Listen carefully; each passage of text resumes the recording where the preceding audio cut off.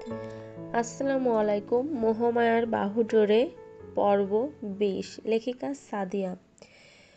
ভাবি, কাজটা কি আপনি ঠিক করলেন?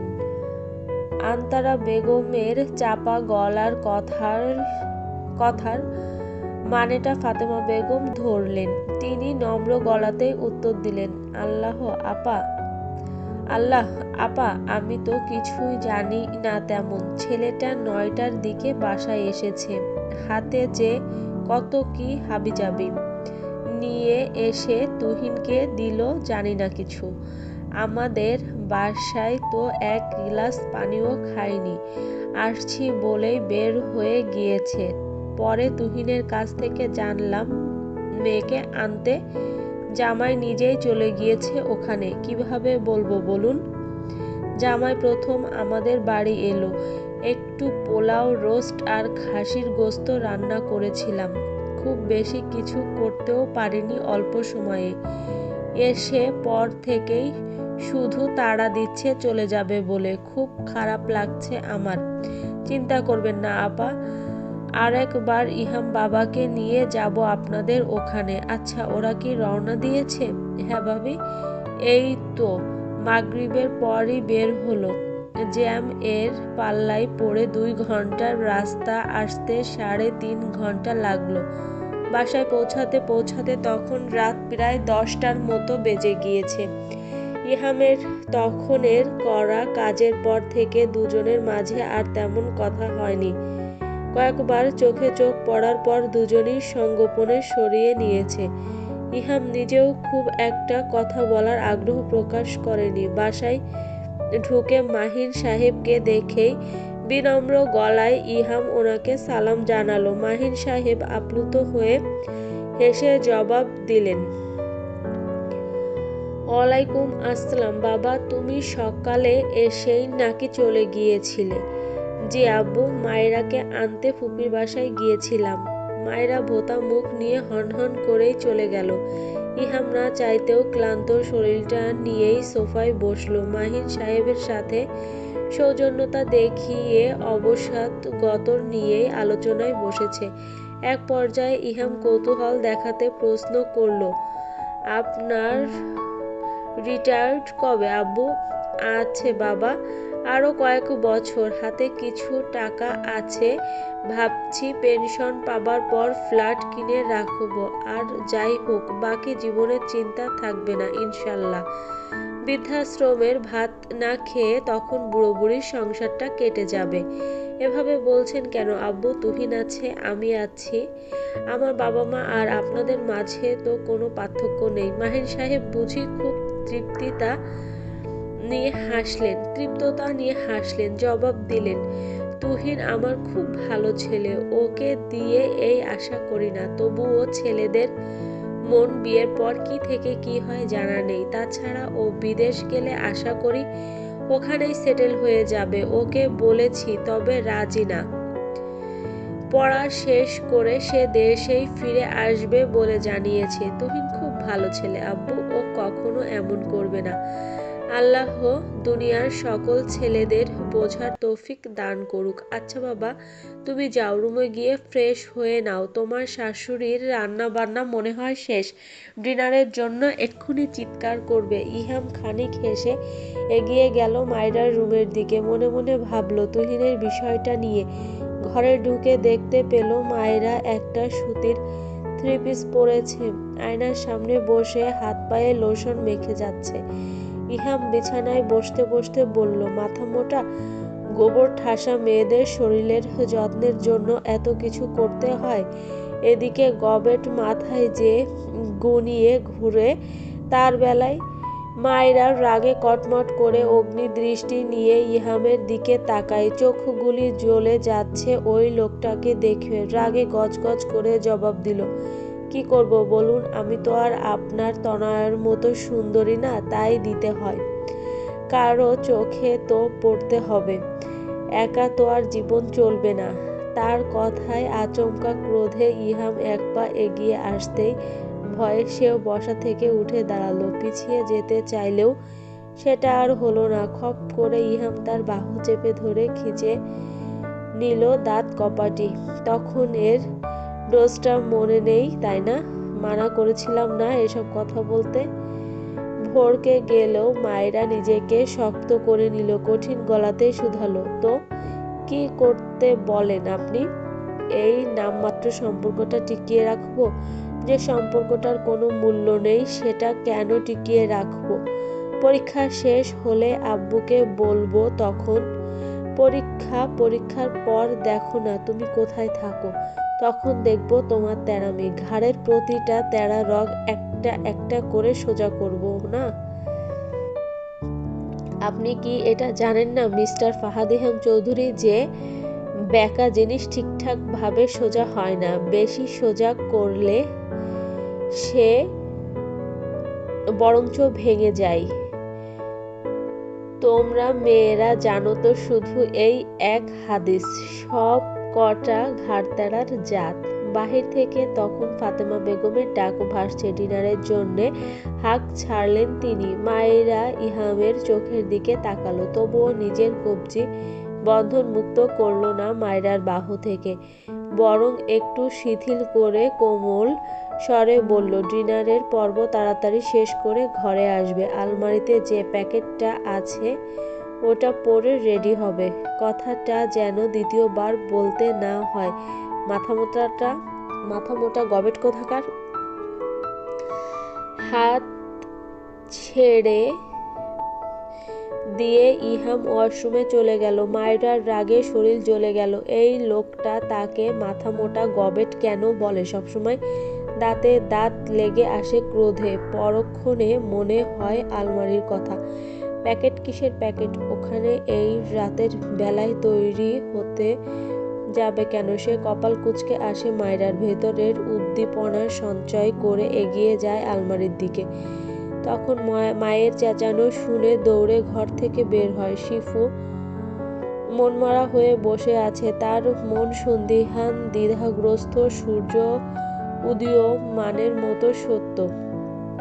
মনটা আজকাল বিষণ্ণ, নিস্তেজ থাকে। এই মন খারাপের নির্দিষ্ট কোনো কারণ খুঁজে পায় না সে। শুধু বোঝে তার কোনো কিছুতে ভালো লাগে না। পছন্দের ফেসবুকও আজকাল বিরক্ত লাগে। উদাস মনে যে কি ভাবে তার কচি মন, সেই সম্পর্কে সে সম্পূর্ণ অনভিজ্ঞ, অচেতন। কেবল নাম না জানা উদ্দেশ্যহীন এক অস্থিরতা অনুভব করে ভেতর ঘরে। ঠিকঠাক ভাবে খাওয়া দাওয়া হয় না তার।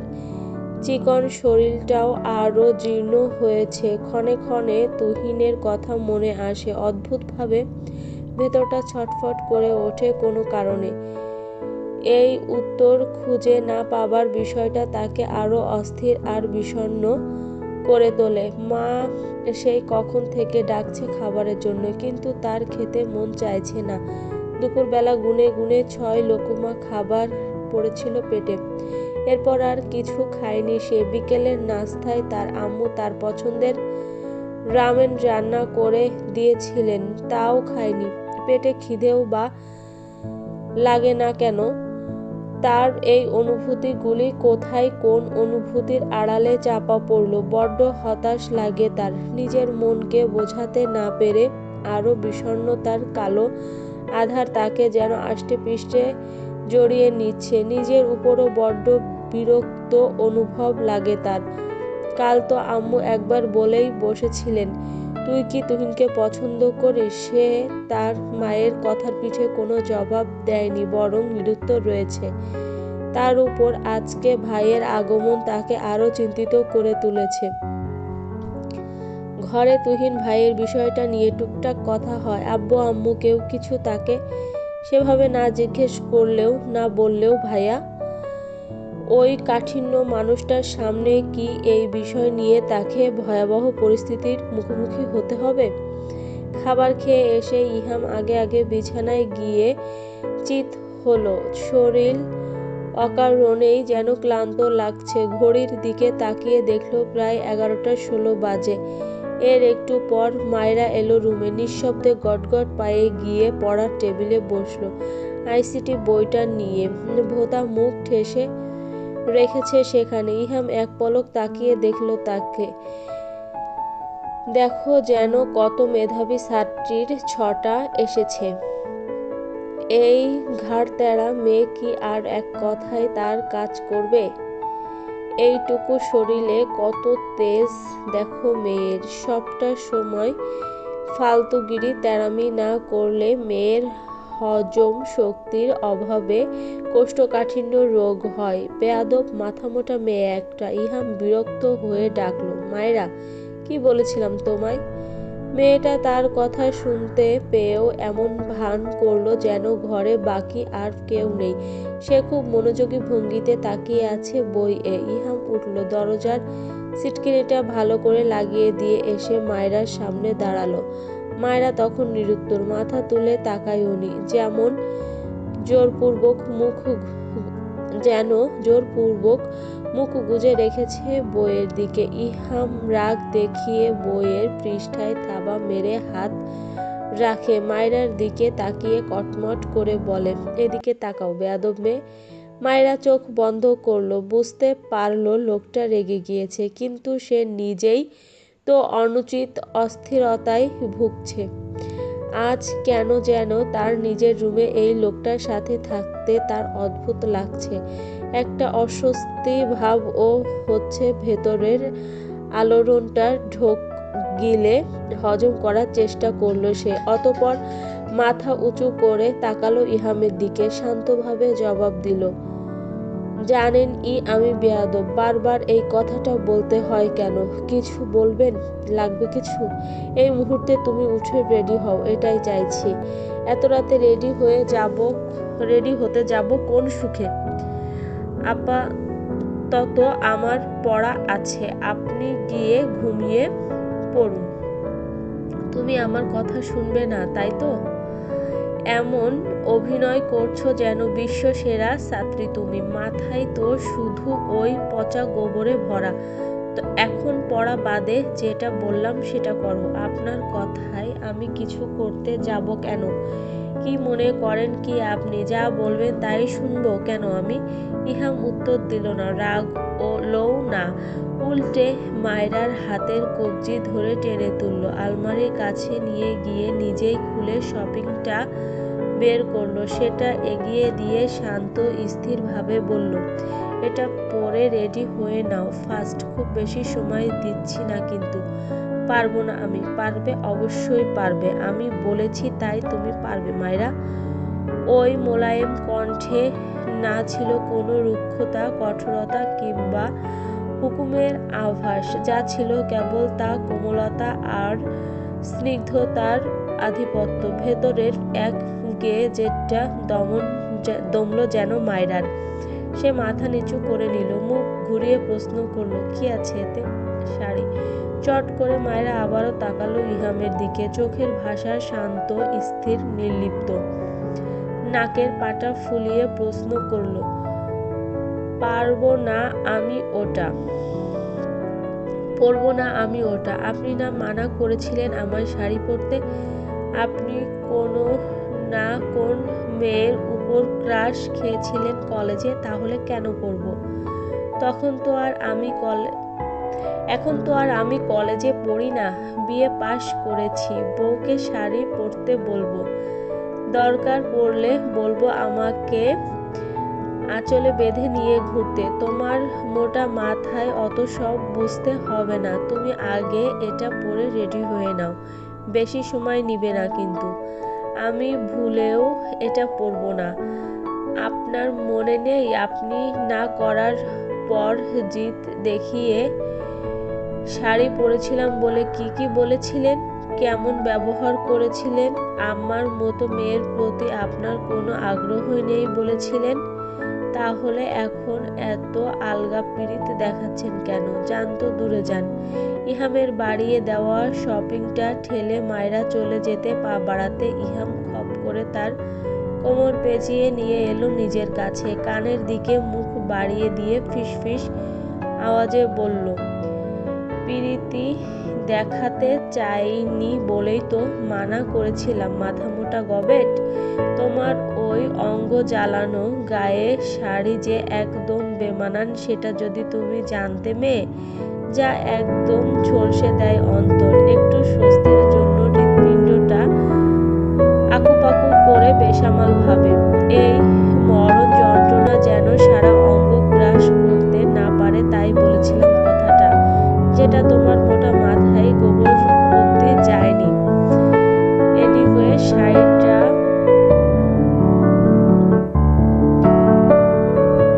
উইদাউট তর্ক তেরামি না করে পড়বে, নাকি আমি চুপচাপ নিজে পরিয়ে দিব ইউটিউব দেখে? তবদা খেয়ে দাঁড়িয়ে রইল মায়েরা। মুখের বুলি হারিয়েছে সে। কিছুক্ষণ মন্ত্রপুতের মতো ওই মোহাচ্ছন্ন মুখের দিকে তাকিয়ে রইল। অতঃপর শেষের বাক্যটা কান জ্বালিয়ে দিল তাকে। দুই হাত দিয়ে ধাক্কা মেরে সরায় রিহামকে। কটমট চোখে তাকিয়ে হাত থেকে শপিংটা খাবলে নিয়েই ছুটে ওয়াশরুমে। দ্বিধাদয়ে আনচান করে উঠছে কোমল মনটা। বদ্ধ রুমের গুমটতা মন পিঞ্জিরাকে আরো অস্থির অশান্ত করে তুলছে। এই নীরব বোবা ছটফটানো তাকে দিকভ্রান্ত করছে। ব্যথাতুর মুখাব নিয়ে ফোন হাতে স্তব্ধ হয়ে দাঁড়িয়ে আছে। জলজল করছে ফোনের স্ক্রিনে একটা পরিচিত নাম্বার। যদিও এমন না যে সে এই নাম্বারটার সাথে সে খুব সহজ সোজা, কিংবা তাদের কথাবার্তা হয়েছে খুব, তবুও এক বিষাক্ত দোটানা তাকে থমথমে করে তুলছে। হৃদয়ের তিক্ত যন্ত্রণায় ডাক সাড়া দিয়ে অহেতুক দ্বন্দ্বকে মারিয়ে তুহিন কল দিল সেই নাম্বারটায়। একবার দুবার কল হবার পরও রিসিভ করে না সেই কাঙ্ক্ষিত মানুষটা। সবসময় ফেসবুকে ডুবে থাকা মেয়েটাও আজকাল খুব অনিয়মিত হয়ে যাচ্ছে প্রিয় ফর্ম থেকে। শিফু যেন তার থেকে একদম গুটিয়ে নিয়েছে। বড্ড বিরক্ত আর ব্যাকুল হলো তুহিন।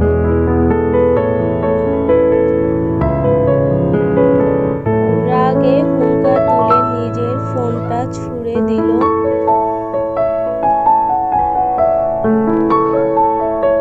শিফু যেন খুব অনিয়মিত হয়ে যাচ্ছে প্রিয় ফর্ম থেকে। শিফু যেন তার থেকে একদম গুটিয়ে নিয়েছে।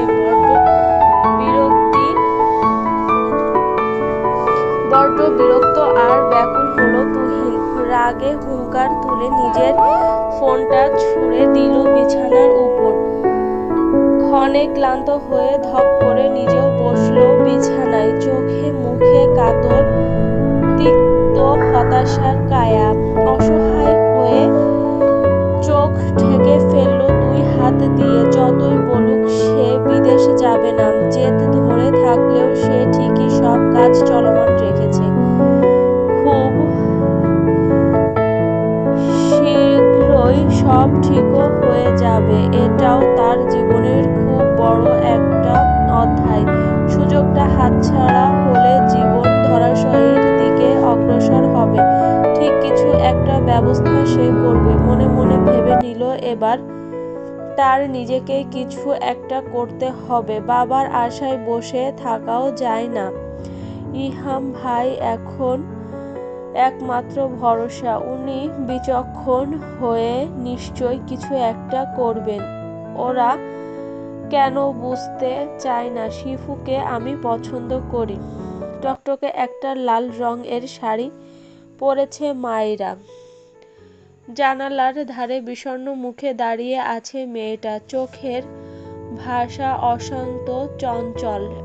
স্বামী নামক মানুষটাকে পছন্দ করেছে সেই কবে, কিন্তু লোকটার কাছে তার কোনো মূল্যই নেই। আর না কোনো রকম দাম দেয় তাকে। উল্টে সবসময় অবজ্ঞা অবহেলা করে দূরে রাখে। কেন এত দূরত্ব তাদের সম্পর্কে? কিসের? কেন কাছে টানতে চায় না মানুষটা? দায়ে পড়ে কেনই বিয়ে করতে গেল? কি হবে এই মূল্যহীন সম্পর্কটার? বুক ভার হয়ে আসে মায়রার। ভেতরটা স্যাঁতস্যাঁত করে জ্বলে ওঠে।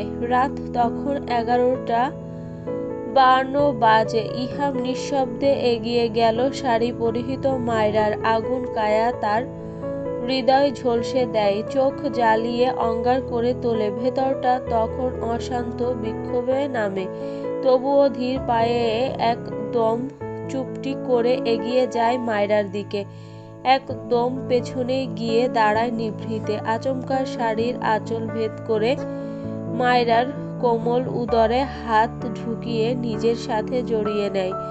আচমকা এমন গাঢ় স্পর্শে কেঁপে ওঠে মায়রার সমস্ত শরীর। সেকেন্ড কয়েক সময় নিয়ে বিষয়টা বুঝতেই চোখ নামিয়ে আনে ব্যাকুলতায়। ছটফট করে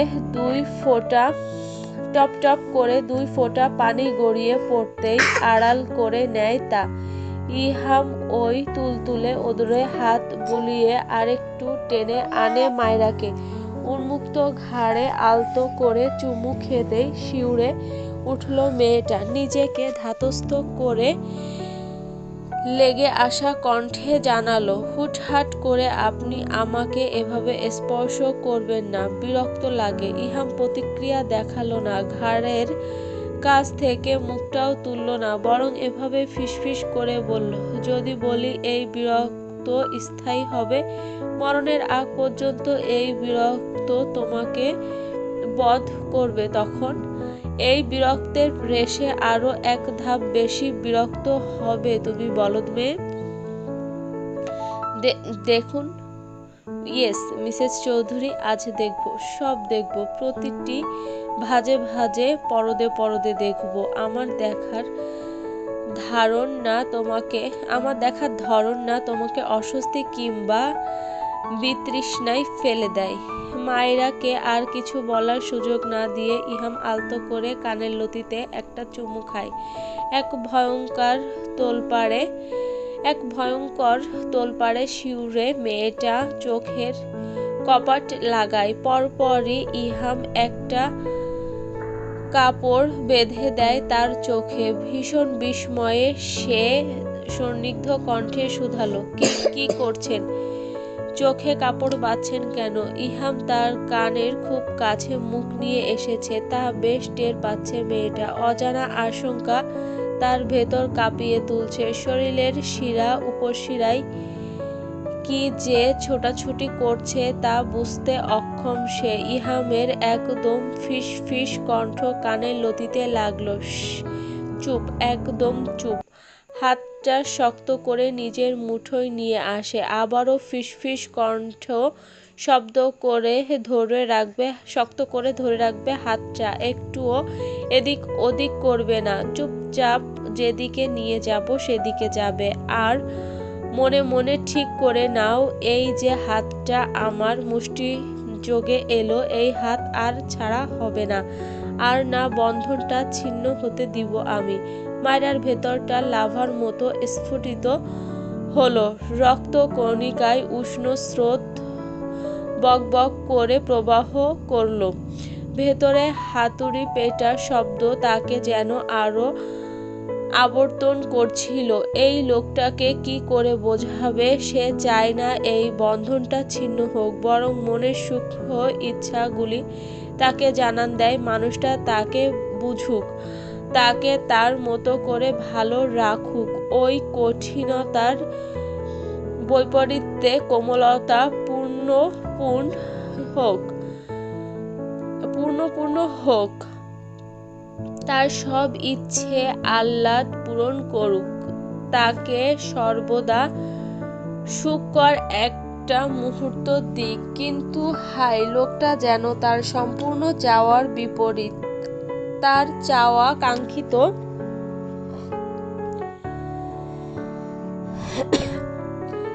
চাওয়া কাঙ্ক্ষিত কোমলতা, স্নিগ্ধতার বৈপরীত্যে রুক্ষতা আর কাঠিন্যভাব পরিপূর্ণ। ধীর গতিতে মানুষটার অনুসরণে হেঁটে যাচ্ছে সে। ঢের অনুভব করতে পারছে তাদের একতলা বাড়ির ছাদের সিঁড়ির দিকে পা বাড়িয়েছে।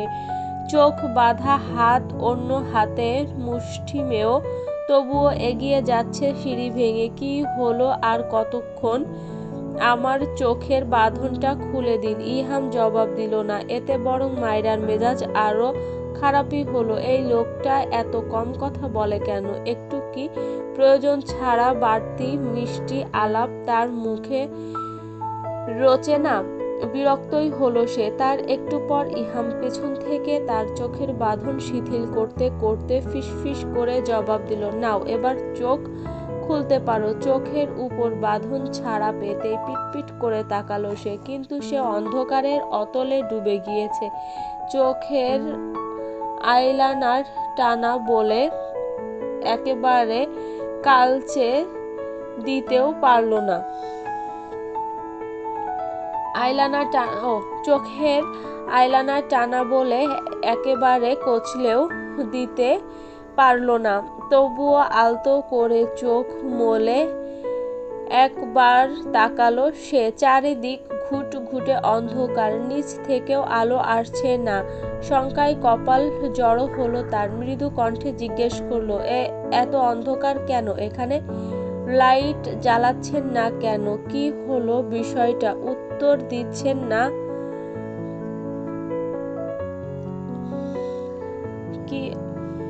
কি হলো বিষয়টা? উত্তর দিচ্ছে না কেন? লোকটা কোথায়? কোনো সাড়া শব্দ পাচ্ছে না। তাকে এই অন্ধকার ছাদে একা ফেলে কি পালিয়ে গেল? ঘুটঘুটে তিমির আধারে নিজের কায়াটাও স্পষ্ট নয়। মায়েরা শুকনো ঢোক গিলল। ভূতে তার অনেক ভয়। ছুটে সে দৌড় দিবে, তাও উপায় পাচ্ছে না।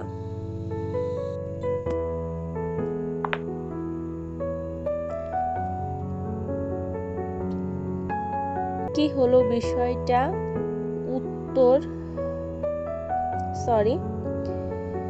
এত অন্ধকার কেন এখানে? লাইট জ্বালাচ্ছেন না কেন? কি হলো বিষয়টা? উত্তর দিচ্ছেন না কেন? লোকটা কোথায়? কোনো সাড়া শব্দ পাচ্ছে না। তাকে এই অন্ধকার ছাদে একা ফেলে কি পালিয়ে গেল? ঘুটঘুটে তিমির অন্ধকারে নিজের কায়াটাও স্পষ্ট নয়। মায়েরা শুকনো ঢোক গিলল। ভূতে তার অনেক ভয়। ছুটে যে দৌড় দিবে, তারও উপায় পাচ্ছে না। নিচ থেকে মৃদু আলো আসলেও তাকে এতক্ষণ এখানে থাকতে হতো না। ভোঁ মেরে চলে যেতে পারত। আবার ও কাঠ গলা ভেজানোর চেষ্টা করে দুই হাত সামনে তুলে এদিক ওদিক নাড়ল। কি হলো? কথা বলছেন না কেন? কোথায় আপনি? এদিক ওদিক হাত নেড়েও কাউকে পাওয়া গেল না। হঠাৎ অনেকগুলি কণ্ঠের সংমিশ্রণ বেশ ভারী।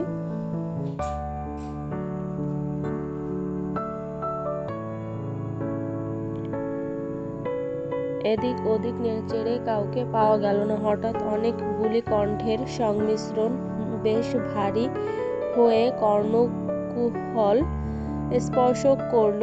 হ্যাপি বার্থডে মায়েরা। শুনশান নীরবতাকে গ্রাস করে আচমকা এমন মিশ্রণ ধ্বনি তাকে আতঙ্কে আঁতকে তুলে। মুহূর্তে চারপাশ জ্বলজ্বল করে উঠে। ছাদের পাশটা খুব সুন্দরভাবে সাজানো হয়েছে, লাইটিংও করা। এত সব করলো কখন? মায়েরা মুগ্ধ হয়ে চারপাশটা দেখলো। সামনে ইহাম স্থির দাঁড়িয়ে আছে। সে পিছন ফিরল। আব্বু আম্মু ভাইয়াকে দেখে খুশিতে চোখ ভরে এলো। আজকে তার বার্থডে, অথচ এত সব সমীকরণে সে নিজেই ভুলে গিয়েছিল। এই মানুষগুলি কি যত্ন করে সবটা মনে রেখেছে। চোখ ভর্তি পানি নিয়ে ঠোঁটের কোণে চিলতে রোদ উঠে মায়রার। আদর সোহাগ গলায় অস্ফুট স্বরে বলে, আব্বু আম্মু। মা বাবার ঠোঁটে তখন বিজয়ী তৃপ্তির হাসি, যেন জীবনের কঠিন একটা যুদ্ধ জয়লাভ করতে পেরেছে তাকে এমন মানুষের কাছে তুলে দিয়ে। মাহিন সাহেব হেসে হেসে বলে উঠলেন, দেখো না মা, ইহামের কর্মকাণ্ড। সেদিন 10 দিনের ছুটিতে এসেও ছেলেটা কাজের চাপে আবার ফিরে গিয়েছিল। এখন আবার তোর কারণে 3 দিনের ছুটিতে এসেছে। কাল রাতে চট্টগ্রাম থেকে সকালে বাসায় পৌঁছেছে। কোনো রকম ব্যাগপত্র রেখে আমাদের বাসায় ছুটে এসেছে। তুই ছিলি না বলে আবার ছুটেছে তোকে আনতে, এসব ব্যবস্থাও সে করেছে তোর খুশির জন্যে। মায়েরা হতবিহ্বলের মতো ঘাড় বাঁকিয়ে তাকায়। লোকটার ঠোঁটে আহামরি হাসি না দেখিয়ে কিংবা উজ্জ্বল আহ্লাদে ফেটে না পড়ে কেবল এক টুকরো হাসি তুলে কোমল কণ্ঠে বিড়বিড় করে জানালো, happy birthday dear, may all the wish of your life be fulfilled. মায়েরা। সাগরের মাঝখানে জলোচ্ছ্বাস হয় না, ভেতরটা তেমন ভাবে তোলপাড় করছে তার। দাবানলের মতো চারিদিক ছড়িয়ে গিয়েছে তা। অদ্ভুত এক আবেশ ছোঁয়া অনুভূতি এসে স্পর্শ করলো তার গা। মনটা শিহরণে দুলে উঠল। এই মানুষটা কি আসলেই এমনটা করেছে? সব কি তার জন্যে করা? সবই যেন কল্পনায় অবিশ্বাস্য লাগছে, তবুও তৃপ্তির একটা বিষয় অন্তঃকরণ শীতল করে তুলল। চোখগুলি দিয়ে পরপর 3 ফোঁটা পানিও নির্গত হয়ে গেল নির্নিমেষে। আর সবকিছু নিজ হাতে যে আমি রেডি করলাম তার বেলায় ওই মুখ ফলি তো আমায় কিছু বলল না। মায়েরা পিছন ফিরে তুহিনের দিকে তাকালো। ওর মুখের রিয়াকশন দেখে ফিক করে হেসে উঠল, সাথে চোখ দিয়ে আনন্দ অশ্রুও ঝরল যত্ন নিয়ে। পিছন থেকে ইহাম বলল, চিন্তা নেই শালাবাবু, এর জন্য না হয় ট্রিট পাবে। আমার ট্রিটটা আমি সময় মতো নিয়ে নেব ইহাম ভাই, কথা শুধু আপনার দেওয়া নিয়ে। উপস্থিত সবাই তুহিনের কথার গোপন ইঙ্গিতটা ধরতে পারল, তবুও কারোর মুখে রাগ রইল না আর। ফাতেমা বেগম ইতস্তত বোধ করে ইতিউতি করলেন। মাহিন সাহেব স্বাভাবিকতা আনতে মায়েরাকে তাড়া দিলেন কেক কাটতে। ছোটখাটো পারিবারিক অনুষ্ঠানটা শেষ হতে হতে রাত প্রায় 1টার কাছাকাছি।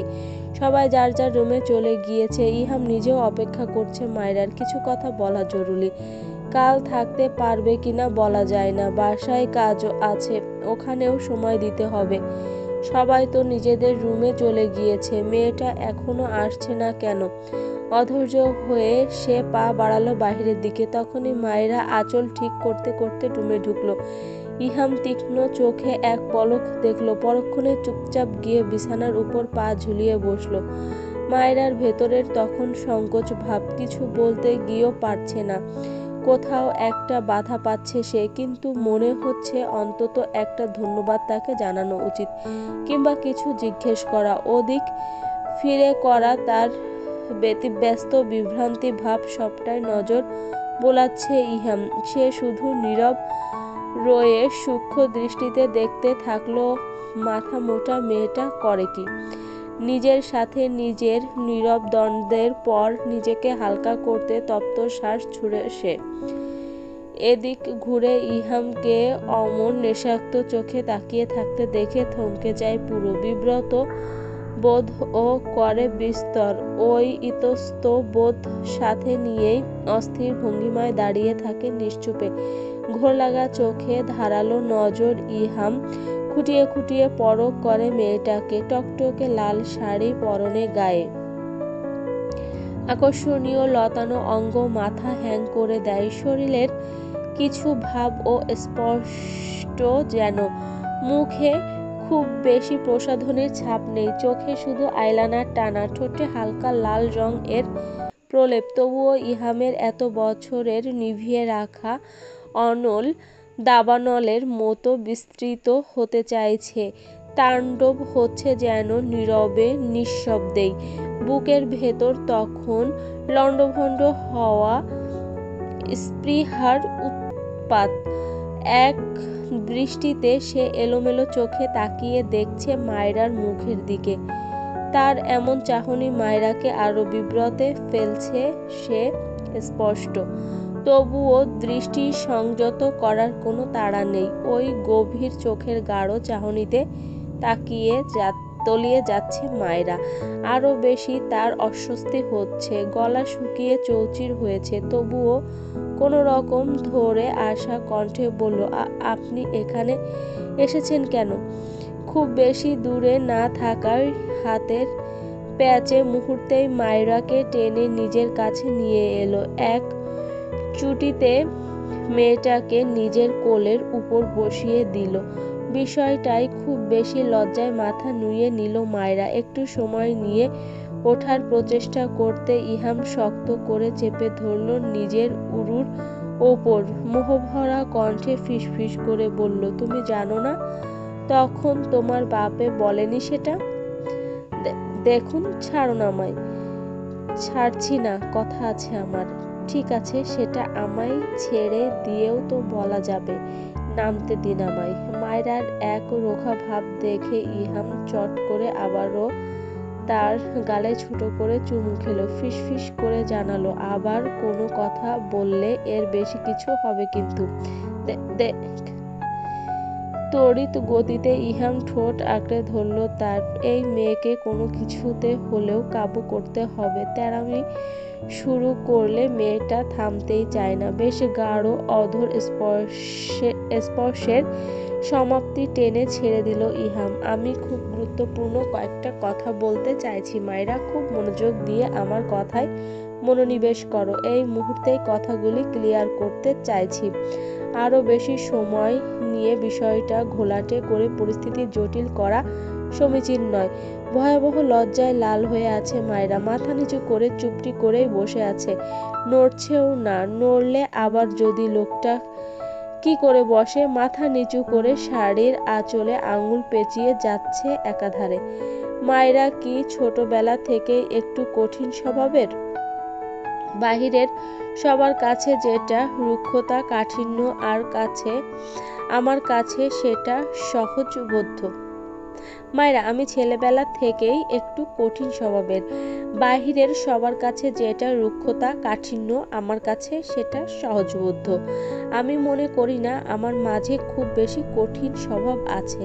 আমি সবার কাছে আমার অনুভূতি কিংবা ভালো লাগা বলে বেড়ানো পছন্দ করি না। নিজের ভালো লাগা মন্দ লাগাগুলি একান্তই আমার। সেগুলি আমি কেবল নিজের মাঝে ধারণ করি। তবে আমি বুঝতে পারি আমার আশেপাশের সকল মানুষ আমায় কঠিন মনে করে। একটু রগচটাও আমি। খুব বেশিক্ষণ নিজের মেজাজ ধরে রাখতে পারি না। তার উপর আমার কাজের সূত্র আমাকে খিটখিটে বানিয়ে দিয়েছে। একজন স্পেশাল ফোর্স ইউনিটের প্রশিক্ষণ কাজ সব দুর্দান্ত রকমের কঠিন দুরূহ। সব মিলিয়ে খুব অল্পতে রেগে যাওয়ার স্বভাব তৈরি হয়েছে আমার। আমি সবসময় চাইতাম আমার জীবনসঙ্গী হবে ম্যাচিউর, যে আমাকে আমার মতো করে বুঝে নেবে, আমার সব আচরণ ব্যবহারগুলি যত্ন করে বিচক্ষণতার সাথে সামলে নিতেও জানবে। আমার এই কঠিন স্বভাব খেই হারানো মেজাজ নিজে দক্ষভাবে সামলে নিয়ে আমাকে আমার মতো বুঝবে। কিন্তু ভাগ্য আমার হাতে এমন একজনকে তুলে দিয়েছে যাকে আমার নিজেকেই বুঝতে হয়, যার মাঝে ম্যাচুরিটি নেই, উল্টো বাচ্চামি আর তেড়ামিতে ঘেরা। যে আমাকে নিজ থেকে বুঝে নেবে তো দূরে থাক, যাকে আমি বুঝতেই পারছি না সবটা। মায়েরা নিস্তব্ধ হয়ে বসে আছে ইহামের কোলে। হাত দুটি নড়াও বন্ধ করে দিয়েছে সেই কখন। মাথা এখনো অবধি উপরে তুলে ইহামকে দেখল না। তার এমন নিশ্চুপতা নীরবে দেখল ইহাম। আবারও মুখটা খুব করে কাছে রেখে ছুটিতে এসে বাবা আমায় বিয়ের জন্য বুঝিয়ে বলে। আমিও রাজি হয়েছিলাম। বিয়ের দিন এসেই তোমায় প্রথম দেখেছিলাম আমি। নিঃসন্দেহে তোমার রূপে মুগ্ধতা আমার মাঝেও ছড়িয়ে গিয়েছিল। সেদিনই শুনতে পেরেছিলাম তোমার 18 বছর হয়নি আর ইন্টার পড়ুয়া। সবসময় চেয়েছিলাম ম্যাচিউর একটা মেয়ে, আর সেখানে এমন বাচ্চা মেয়ে বউ হবে সেটা মানতে পারিনি। বিয়ের পর দিনই আমি চট্টগ্রাম ফিরে গিয়েছিলাম। তোমার রূপের মুগ্ধতা আমার দৃঢ় ব্যক্তিত্বকে ছাপাতে পারেনি। আমার ভেতরকার বৈশিষ্ট্য কিছুতেই মানতে পারছিল না বিষয়টা। মাথায় কাজ করত 18 বছরের একটা মেয়েকে বিয়ে করেছি, যেটা আইন বিরুদ্ধ। একজন প্রশাসনের লোক হয়েও এটা আমি মানতেই পারছিলাম না। তোমার বয়সটা আমায় খুব এফেক্ট করেছিল, যেটার মূল এখনো তোমার মাঝে বিদ্যমান। ইহাম তাকালো মায়রার দিকে। চোখ দিয়ে টপ টপ করে মেয়েটার পানি পড়ছে। খুব ধ্যান দিয়ে ইহাম সবটা খেয়াল করলো। অতঃপর সময় লাগিয়ে চোখের পানিটুক মুছে দিল। প্লিজ কেঁদো না, আমার আরো কিছু বলার আছে। মায়েরা তখনও নাক টেনে যাচ্ছে। তাকে স্বাভাবিক হতে ইহাম সময় দিল, নিজেও নরম সুর তুলল। দেখো মায়েরা, আমি জানি তুমি ছোট, তোমার আমার এইজ গ্যাপটাও খুব বেশি। হ্যাঁ, আমার তোমাকে একটু সময় দেওয়া দরকার ছিল, কিংবা তোমার সাথে সহজ হওয়া, কিন্তু বিশ্বাস করো আমি সেটা পারিনি। আমার মনেও হয়নি সেটা প্রয়োজন। আমার কঠিন ব্যক্তিত্বটা শিথিল হয়নি সেই বিষয়ে। তাই বিয়ের 3 মাস পরও আমি তোমার সাথে যোগাযোগ করিনি। এর পরের বিষয়গুলি যদি বলো, তবে বলবো সেটা তোমার বেয়াদবির ফল। আগেই বলেছি তুমি নিঃসন্দেহে মোহনীয় একজন। শাড়ি তোমায় বেমানান রূপে ঝলসে দেয় তোমার অঙ্গকে। ওই রূপে দ্বিতীয়বার দেখে নিজেকে অস্থির লেগেছিল আমার সেদিন। হ্যাঁ মানছি, সেই বারণ করাটা আমার ভুল প্রক্রিয়ায় ছিল। তবে এটা ঠিক, কলেজে আমি শাড়ি পরা একটা মেয়ের উপর ক্রাশ খেয়েছিলাম, কিন্তু তার জন্যেই যে মানা করেছি বিষয়টা তেমন নয়। তোমার রূপ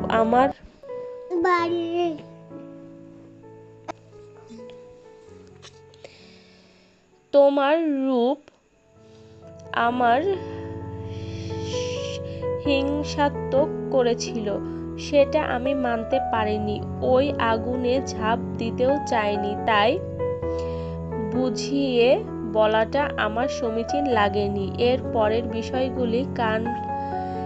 পরের বিষয়গুলি কার কাছে কেমন জানি না, তবে আমার কাছে বেয়াদবি, কথার অবাধ্যতা কিংবা বেয়াদবি আমি মোটেও সহ্য করতে পারি না। মায়েরা, আমার কথার পিঠে হোক বা ব্যবহারে তুমি আমার সাথে বেয়াদবি করেছো। মায়েরার কান্না আর দেখে কে, কান্নার ফল তাকে ফুঁপিয়ে তুলছে। আমি জানি তোমার বয়সী মেয়েরা কেমন হয়, কি চায়, তবে ট্রাস্ট মি, আমি সেরকম নই। আদরে গদগদ হওয়া রসালো সোহাগে ডুবে যেতে পারি না আমি আমার ভেতরের ভালো লাগাগুলি অবলীল ভাবে প্রকাশও করতে পারি না। মায়েরা, আমি এরকমই, কারণ এরকম তোমায় এভাবে রাখতে কিংবা সম্পর্কের দূরত্বটুকু আমি নিতে পারছি না। আমার কষ্ট হচ্ছে, আমি ভেতরের কথাগুলি তোমায় বোঝাতে পারছি না। তবে শুধু বলবো, তোমায় ভালো দেখতে চাই আমি। ভালোবাসি কিনা জানি না, তবে মনে হয় তোমায় ভালো লাগে। এই প্রথম বোধহয় আমি শুধুমাত্র তোমার বেয়াদবিগুলিও এভাবে মেনে নিয়েছি। মায়েরা, স্বামী স্ত্রীর বন্ধনটা অটুট, কিন্তু সামান্য তুচ্ছ কারণে ছাড়াছাড়ি বিষয়গুলি আসা উচিত নয়। আমি চাইছি না এই পবিত্র সম্পর্কটা ছিন্ন করতে। আমি আমার দিক থেকে চেষ্টা করব, কিন্তু তুমিও একটু ম্যাচিউর হওয়ার চেষ্টা করো। এই তেড়ামি, বেয়াদবি, অভদ্রতা না দেখিয়ে আমাকেও একটু বোঝার চেষ্টা করো। আচমকা মায়েরা ইহামের গলা জড়িয়ে ধরল, ঘাড়ে মুখ গুজে দিয়ে ফুঁপিয়ে কান্না করতে লাগে। ওই উষ্ণ পরশে দিশেহারা হলো ইহাম। ভেতরের সত্তা আরো মাথা চাড়া দিচ্ছে। আপনি খুব পচা, অনেক খারাপ লোক আপনি, একটা পাষাণ মানব। আমার সাথে ভালো করে কথা বলেন না, সবসময় কঠিন ভাব দেখান। অথচ আমি চাই আপনি আমার সাথে ভালো করে কথা বলুন। আমায় একটু সময় দিন, আমাকে আদর করে নিজের সাথে জড়িয়ে নিন। কিন্তু আপনি সবসময় আমায় অবহেলা করেন কেন ক্যাপ্টেন সাহেব? ইহাম মায়েরাকে গলা ছাড়িয়ে আনলো। 2 হাত দিয়ে মায়েরার চুল ঠিক করে কপালে নরম ভিজে ঠোঁট ছুঁইয়ে দিল। কেন ক্যাপ্টেন সাহেব, কেন? ইহাম মায়েরাকে গলা ছাড়িয়ে আনলো। 2 হাত দিয়ে মায়েরার চুল ঠিক করে কপালে নরম ভিজে ঠোঁট ছুঁইয়ে দিল। তারপর 2 গালে পরশ বুলিয়ে গভীর তীব্র করে ছুঁয়ে দিল ঠোঁটগুলিও আদুরে গলায়। বলল, সময় হলে পুরো মায়েরাটাকে নিজের কবলে নিয়ে আসবো, কথা দিলাম। মায়েরার নিঃশ্বাস তখন বেগতিক ঘন। ওই ঘন নিঃশ্বাস পুরো মুখে ছুঁয়ে দিতেই আরও পাগল পাগল হয়ে ওঠে ইহাম। নিজের দারুণ করা ভাবে শাসানো কিংবা বারণ কোনো কিছুই মানতে চায় না তার ভেতরের সত্তা। নিজেও যেন উচ্ছৃঙ্খল হবার আশঙ্কা পায়। না পারছে নিজেকে ডুবিয়ে দিতে মায়রার মাঝে, আর না পারছে এমন মাতোয়ারা মুহূর্তটাকে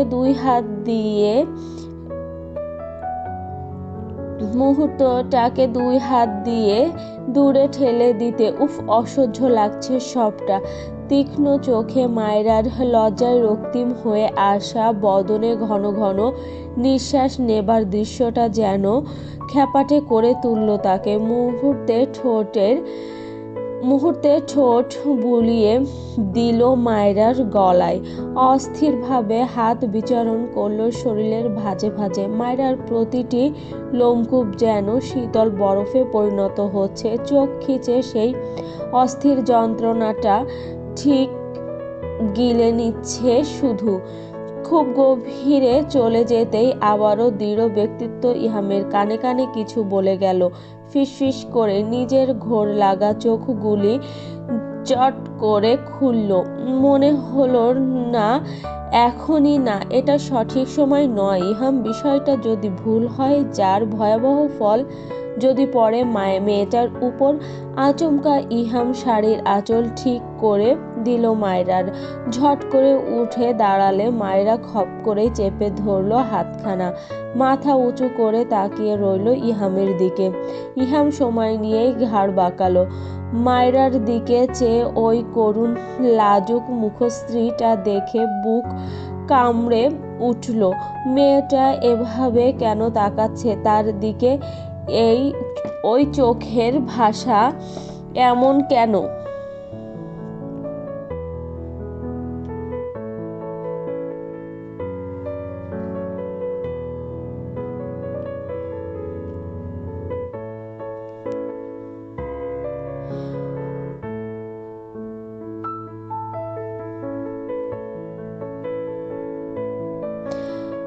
ইহাম সময় নিয়ে ঘাড় বাঁকালো। মায়রার দিকে চেয়ে ওই করুণ লাজুক মুখশ্রীটা দেখে বুক কামড়ে উঠল। মেয়েটা এভাবে কেন তাকাচ্ছে তার দিকে? ওই চোখের ভাষা এমন কেন? বেশি নেশা লাগছে? সে বুঝতে পারছে না তার বুকের ভেতর দাবানল সবকিছু ভস্ম করে দিচ্ছে, তবুও কেন আটকাচ্ছে তাকে?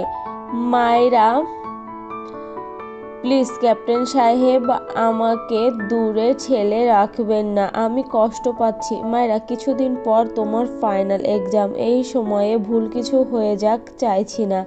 এক্সাম শেষ হোক, আমরা সময় নিয়ে এগোবো। দোহাই লাগে আপনার, আপনি আমায় আর অবহেলা করবেন না। এটা আমি আর নিতে পারছি না। কেন সময়